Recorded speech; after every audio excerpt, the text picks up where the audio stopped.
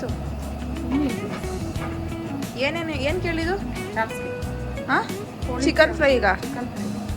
Chicken chops.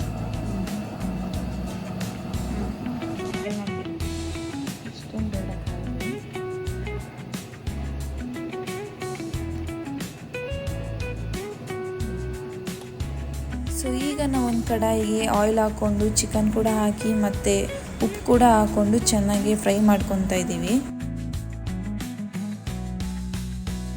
ಈಗ ಈ paste ಏನಪ್ಪ ಅಂದರೆ ಸ್ಟಾರ್ಟಿಂಗಲ್ಲಿ ಇಂಗ್ರೀಡಿಯೆಂಟ್ಸ್ ಏನೆಲ್ಲ ಅಂತ ತೋರಿಸಿದ್ವಿ. ಲೈಕ್ ಈಗ 20 ಹಸಿಮೆಣಸು, ಪೆಪ್ಪರ್ ಕಾಳು 3 ಟೇಬಲ್ ಸ್ಪೂನ್, ಹಾಗೆ ಕಡಲೆ 3 ಟೇಬಲ್ ಸ್ಪೂನ್, ಮತ್ತು ಆನಿಯನ್ 2, ಹಾಗೆ ಜಿಂಜರ್ 4 ಟೇಬಲ್ ಸ್ಪೂನ್, ಮತ್ತು ಗಾರ್ಲಿಕ್ ಒಂದು 5 to 6 ಉಂಡೆ ಇರುತ್ತಲ್ಲ ಅದು ಸುಳಿದಿರೋದು, ಮತ್ತು ಪುದೀನ 1 ಕಪ್, ಹಾಗೆ ಕೊರೈಂಡರ್ 1 ಕಪ್, ಚಕ್ಕೆ 1.5 ಟೇಬಲ್ ಸ್ಪೂನ್ ಬೇಕು, ಹಾಗೆ ಕಾಯಿ ತುರಿ 2 ಕಪ್ಪು. ಇದನ್ನೆಲ್ಲ ಚೆನ್ನಾಗಿ ಪೇಸ್ಟ್ ರೀತಿಯಲ್ಲಿ ಮಸಾಲಾನ ತೊಗೊಬೇಕು.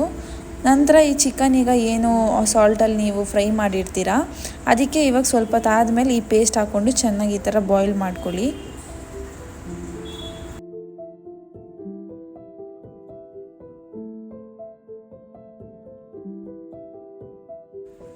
ಈಗ ನಾವು 5 kg ಚಿಕನ್ ಯೂಸ್ ಮಾಡ್ತಾ ಇದ್ದೀವಿ. ಸೊ ಒಂದು 4 to 5 ಟೇಬಲ್ ಸ್ಪೂನ್ ಕೊರೈಂಡರ್ ಪೌಡರ್, ಧನಿಯಾ ಪುಡಿನೂ ಕೂಡ ಮಿಕ್ಸ್ ಮಾಡ್ಕೊಬೇಕು. ಪೇಸ್ಟ್ ಹಾಕಿ ಸ್ವಲ್ಪ ಹೊತ್ತು ಚೆನ್ನಾಗಿ ಅದು ಫ್ರೈ ಮಾಡಾದ್ಮೇಲೆ ಒಂದು 4 to 5 ಟೇಬಲ್ ಸ್ಪೂನ್ ಕೊರೈಂಡರ್ ಪೌಡರ್ ಕೂಡ ಹಾಕಿ ಚೆನ್ನಾಗಿ ಮಿಕ್ಸ್ ಮಾಡ್ಕೊಳ್ಳಿ. ಇದನ್ನೇನು ಪೇಸ್ಟಲ್ಲಿ ಹಾಕೋಂಥದ್ದು ಬೇಡ, ಪೇಸ್ಟಲ್ಲೂ ಹಾಕ್ಬೋದು, ಬೇಕಂದರೆ ಪೇಸ್ಟ್ ಹಾಕಿ ಸ್ವಲ್ಪ ಹೊತ್ತು ಚಿಕನ್ ಫ್ರೈ ಆದಮೇಲೆ ಕೂಡ ಈ ಪೌಡರ್ನ ಆ್ಯಡ್ ಮಾಡ್ಬೋದು. ಈ ರೀತಿ ಚೆನ್ನಾಗಿದು ಚಿಕನ್ ಬೇಯಬೇಕು ಈ ಪೇಸ್ಟಲ್ಲಿ. ಅಂದರೆ ಆ ಪೇಸ್ಟ್ ಏನಂತ ಇರುತ್ತೆ ಹಸಿ ವಾಸನೆ ಅದೆಲ್ಲನೂ ಕೂಡ ಹೋಗಿ ಚೆನ್ನಾಗಿದು ಬಾಯ್ಲ್ ಆಗಬೇಕು.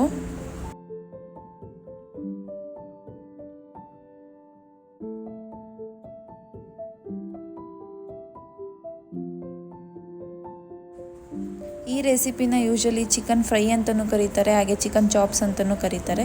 ಯೂಶಲಿ ಗೌಡ್ರು ಸ್ಟೈಲ್ ಮಾಡೋ ಅಂಥ ಒಂದು ಫ್ರೈ ಇದು. ಸೊ ಇದು ಎಲ್ಲರಿಗೂ ಗೊತ್ತಿರುತ್ತೆ ಅಂದ್ಕೊತೀನಿ, ಗೌಡ್ರೆಲ್ಲರಿಗೂ. ಸೊ ಇದನ್ನೊಂದ್ಸಲಿ ಕೂಡ ಎಲ್ಲರೂ ಟ್ರೈ ಮಾಡಿ, ಚೆನ್ನಾಗಿರುತ್ತೆ. ಆ್ಯಂಡ್ ಈಗ